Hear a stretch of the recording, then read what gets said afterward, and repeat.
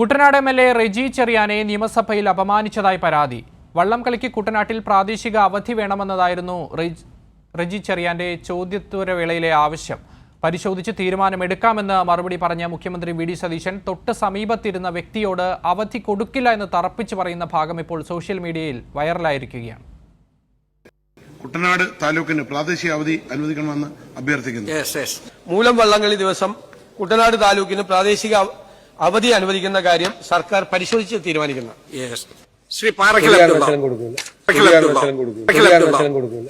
ഷാജഹാൻ ഉണ്ട് വിവരങ്ങളുമായി. ഷാജഹാൻ, വലിയ വൈറലാണ് ഈ ദൃശ്യങ്ങളൊക്കെ സോഷ്യൽ മീഡിയയിലൊക്കെ. വി ഡി സതീശനെ നമുക്കറിയാം, അദ്ദേഹം പറയുന്നതൊന്നുമല്ല ചെയ്യുന്നത്. എന്തായാലും സഭയിൽ തന്നെ ഇത് പറയുന്നത് വളരെ അതിശയിപ്പിക്കുന്ന ഒരു കാര്യമാണ്.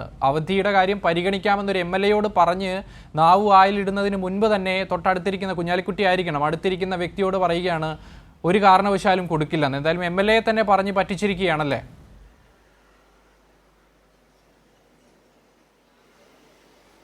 തീർച്ചയായിട്ടും ഭരണകക്ഷിയിൽപ്പെട്ട ഒരു എം.എൽ.എയോടാണ് ഇങ്ങനെ പ്രതികരിച്ചിരിക്കുന്നത്. ഇപ്പോൾ സഭാ ടി വിയുടെ ദൃശ്യങ്ങളാണ് ഇപ്പോൾ പുറത്തു വന്നിരിക്കുന്നത്. എന്തായാലും സോഷ്യൽ മീഡിയയിൽ ഇതിപ്പോൾ വളരെ വൈറലായിരിക്കുകയാണ്. കുട്ടനാട്ടിലെ ജനങ്ങൾ വളരെ പ്രതിഷേധത്തിലാണ്. കാര്യം, കുട്ടനാട്ടിലെ ജനങ്ങൾ തിരഞ്ഞെടുക്കപ്പെട്ട ഒരു ജനപ്രതിനിധി അവരുടെ ഒരു ആവശ്യം സഭയിൽ ഉന്നയിക്കുമ്പോൾ അതിന് മുഖം തിരിഞ്ഞ് നിൽക്കുന്ന ഒരു സമീപനം അത് മുഖ്യമന്ത്രിയുടെ ഭാഗത്തു നിന്നുണ്ടാകുന്നു. സ്വാഭാവികമായിട്ടും അത് തരാൻ കഴിയില്ല, അല്ലെങ്കിൽ അതിന് ചില തടസ്സങ്ങളുണ്ട്. ഇത്തരം കാര്യങ്ങൾ അദ്ദേഹത്തിന് സഭയിൽ പറയാം.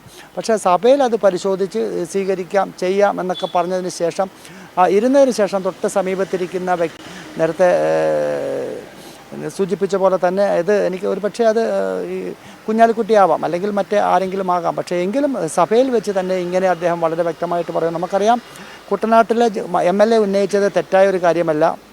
ചരിത്രപ്രസിദ്ധമായ വള്ളംകളിയാണ് മൂലം വള്ളംകളി.